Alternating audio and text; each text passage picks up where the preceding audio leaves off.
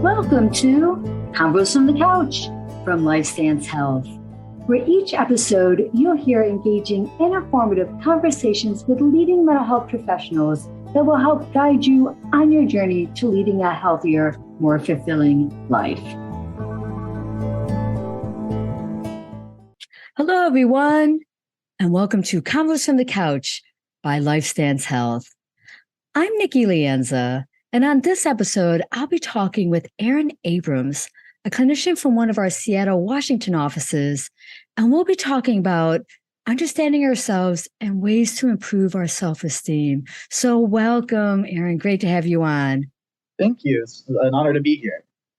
I think this is a really great topic for us to talk about because I emphasize with my own clients really taking that journey within and gaining insight into themselves to help them understand themselves, as well as we talk about self-esteem, you're going to talk about different aspects that kind of play into self-esteem as well. So I think that'll be a really great concept to help people understand and what else kind of plays into self-esteem. So we're going to have a great conversation talking about this.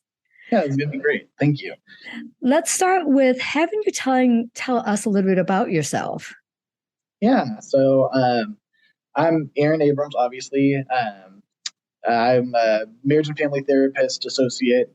Just getting neat. I have my hours, just need to get the test all passed and everything. But, I'm excited to do that, to be fully licensed.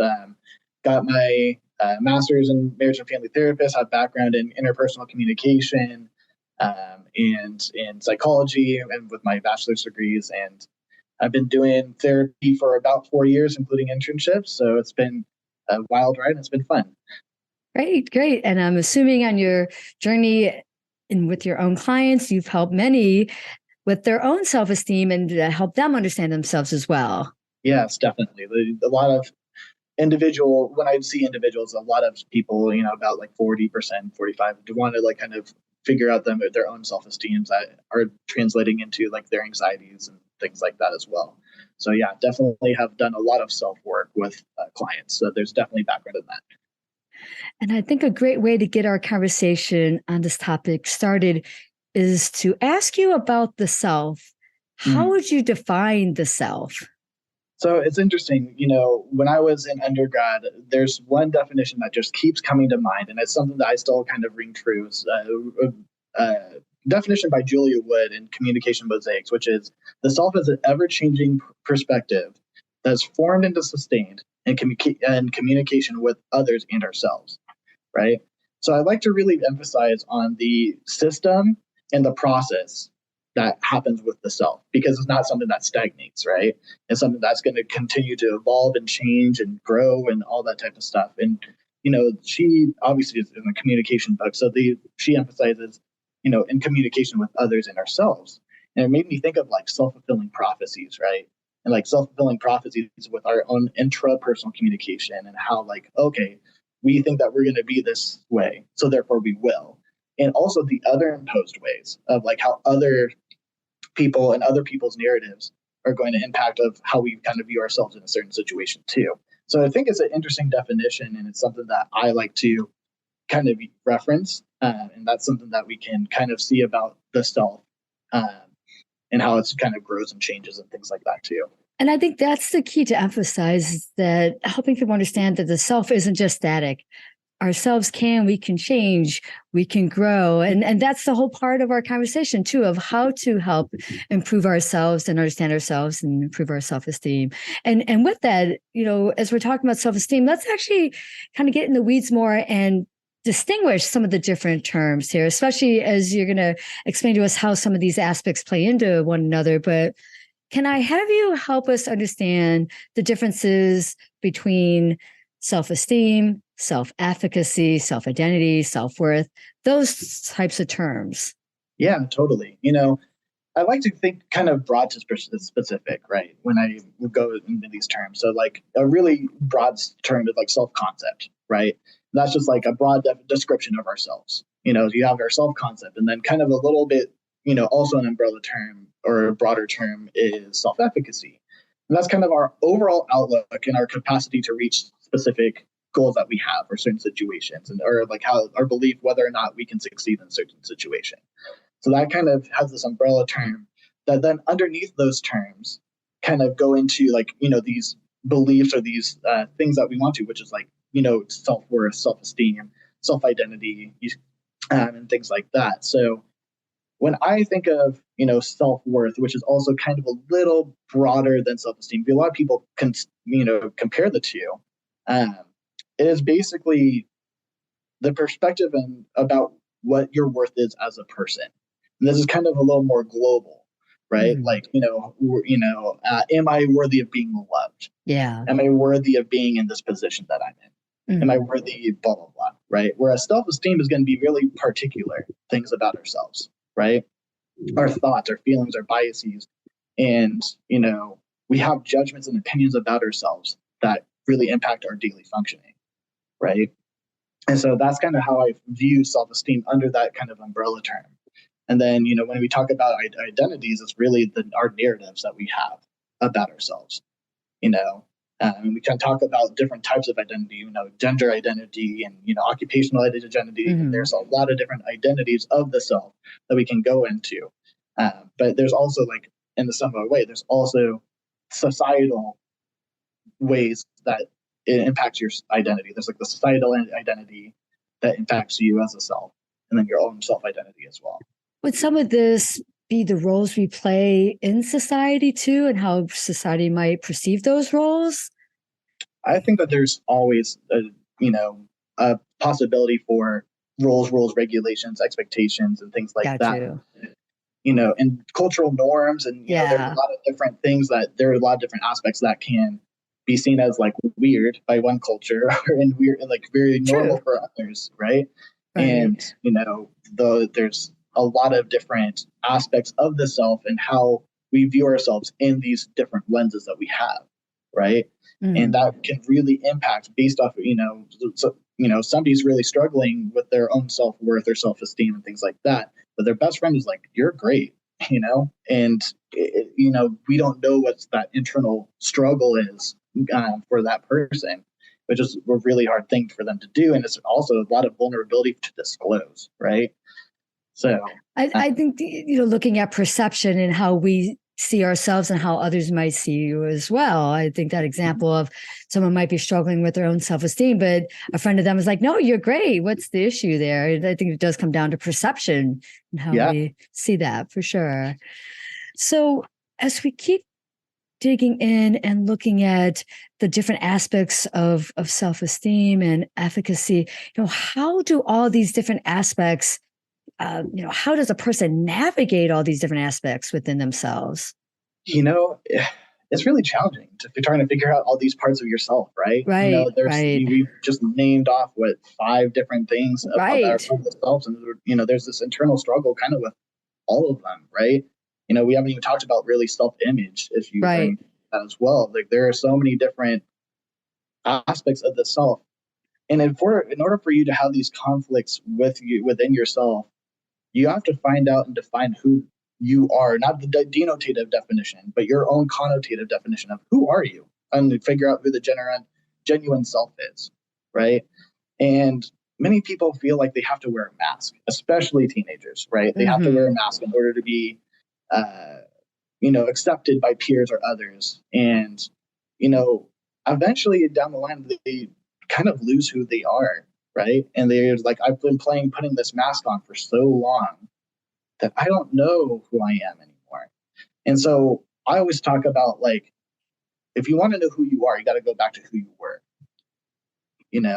and go back to where your roots were and trying to have difficulty. So I'll do some, in therapy rooms, I'll do something called a detailed timeline, right? And I'll look at different aspects of the self and some of the impactful things that they loved to do, their hobbies, their things that you would say, like, oh yeah, I was, when I was 12 years old, I was a basketball nerd, right? Like, I was a guy who was obsessed with basketball, and that was a big part of me. And, that's always going to be a part of me. And there are some people who are in similar things, but then they get consumed with different types of themselves, the occupational self and or whatever, right? So I think for us to go back to, like, us to navigate all these different things is going to be overwhelming. So let's just start first at, like, who are you? That makes sense. Who is the genuine self? And then we can kind of say, okay, cool. And this aspect of yourself, like, how do you see it? Where are the importance and stuff like that? So if we go back to the self, like, we have these different hats that we wear, right? Mm-hmm. So I like to use, when I say hats, I say these different aspects of the self, the different selves that we have. So right now, like I have my occupational hat on, right? Like this is my occupational self. Gotcha. But, and a lot of people put their own self-worth and self-esteem into that occupational hat, right? Yeah. At least in my experience, I don't want to make any big generalizations, but I've seen a lot of guys do that, right? A lot of guys have been so worn on this occupational, they put so much of their selves and their identity towards what they do, right? Towards what they do, that hat gets tattered and torn, and it gets so worn out, and that there are so many other hats that are like collecting dust, that are nice and fresh, if they were to just be undusted, right? That they need to really attend to that. So, like we said, there's so many different types of self: the social self, the athletic self, the gamer self, the musical self, the intellectual self, spiritual self, occupational self, romantic self, parenting self. There's so many different types. So I feel like that's a great place to start, is identify the different selves that you have, and then kind of see what is positively focused, what's negatively focused, whereas like the hierarchy and importance, right? And like what hats are getting more worn than others. And then, it's kind of similar to IFS, internal family systems, with the different parts of the selves there. But I think that that's a really good place to try to like start with the navigating, is just like, okay, cool, let's figure out who you are as a genuine self. And then let's just navigate the different types of the different selves that we have too. And I think that's so key, because you're helping people recognize there's more parts of themselves and who those other selves are. And so when you're using the example of a torn, dusty hat, they might not even realize, like, okay, I'm just more focused in my identity of what my occupation is as a doctor, or you name it, as an engineer or a cashier or whatever that is. And so when you're expanding it and having them like, hold on, there's way more to you than just that aspect, it could really probably be mind blowing. Like, what do you mean there's more to me? So I think that's great. Taking off that hat and then maybe dusting off some of the other ones of things they used to enjoy and who they were previously. Yeah, absolutely. And I know that some of this analogy rings true to other people. It's the one that makes the most sense to me. I love that. That's a great analogy. I really like that. So as you're helping people kind of dig in further within themselves to understand these different parts of themselves, how do you attend to these aspects and help them move forward with them? It's difficult because in my own stuff, we have, as therapists, we try to like relate as much as we can, to use empathy practices and, sympathy practices as well, but also not want to get like enmeshed in the process. And I think, when we attend to these, I really talk to clients about doing like daily check-ins with themselves and doing like daily temperatures. Yeah, I like that. And saying, cool, yeah, there are going to be a lot of different aspects where you make mistakes and you're going to, kind of think that, oh, I made a mistake, so therefore my self-worth is garbage now, or, whatever. It's going to be really low. It's going to be bad. Or you can kind of change the mindset of like, this was a learning experience, and go to like, hey, yeah, that sucked. But you know what? I'm still here. I'm still breathing, and we're in good shape, right? Like I think there's a lot of different things that I'm going to try to change perspectives in the self and how we treat ourselves, right? We can have like people be really proud about something that they accomplished yesterday, but then like that feeling of being proud is gone after a day. So why is it that it was just proud for a day, whereas like, okay, let's continue to go through this lens of like openness and positivity, maybe a little bit, or even realism, right?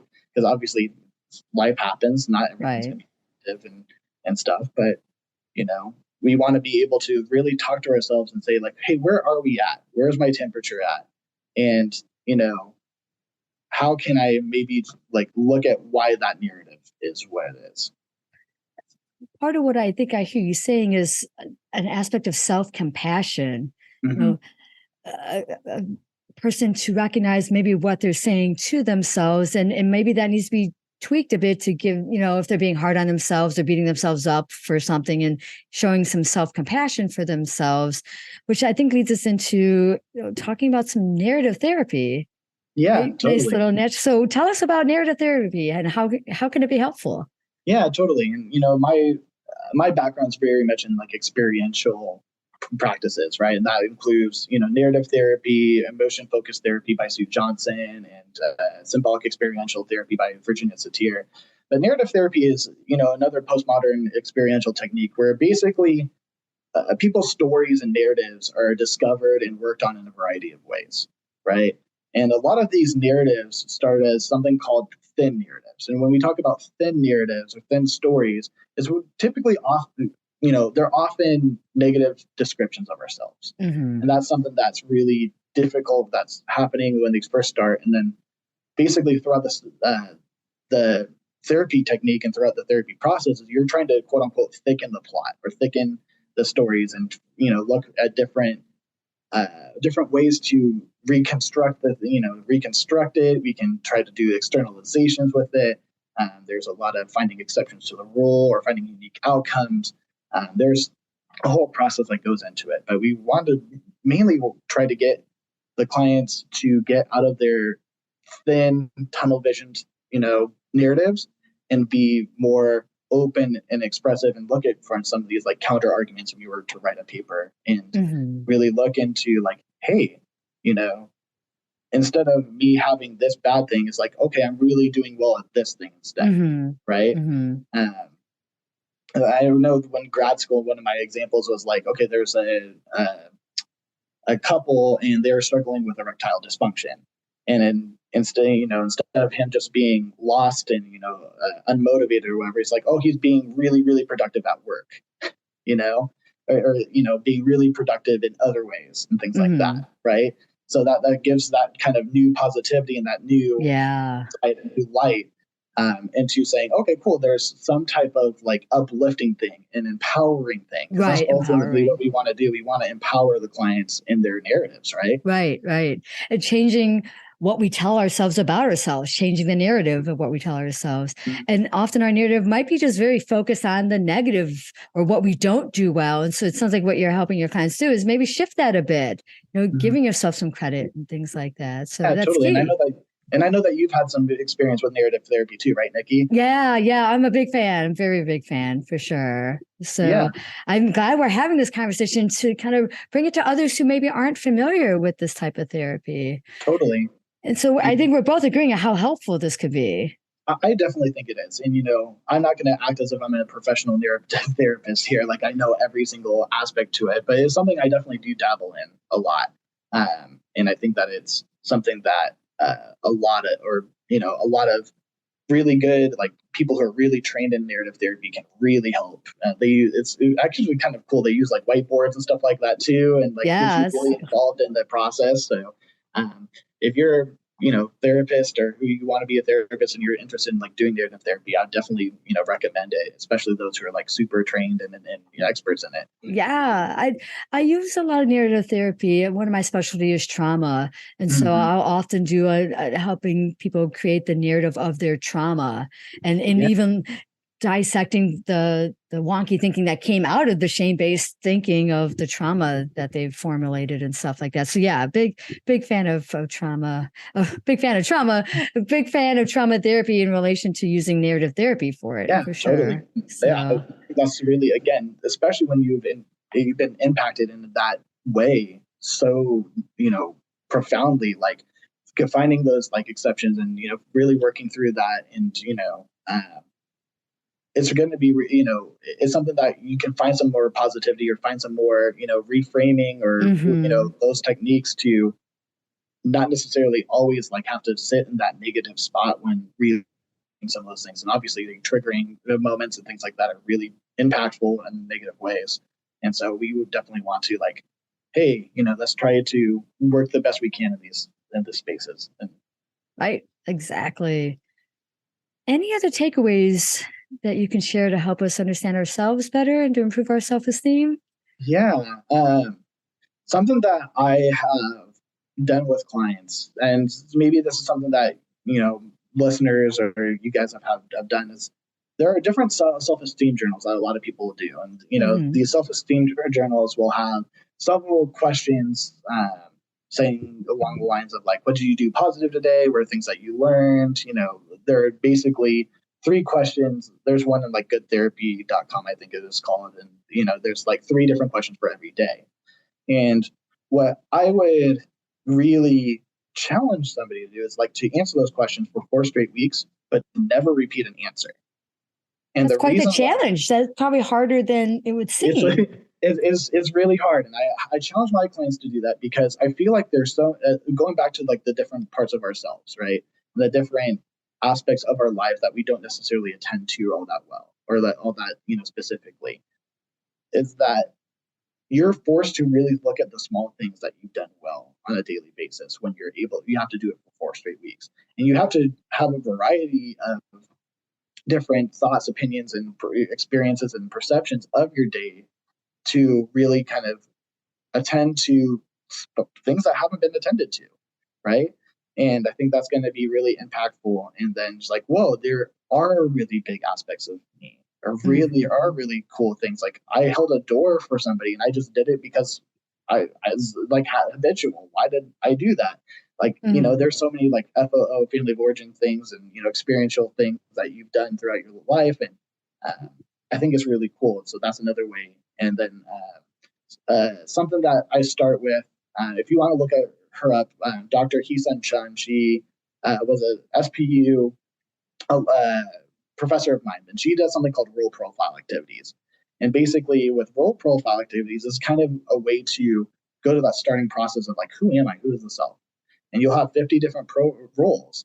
And there's sections of this is who I am, this is who I'm not, this is who I want to be. And I'm not sure if this is who I am.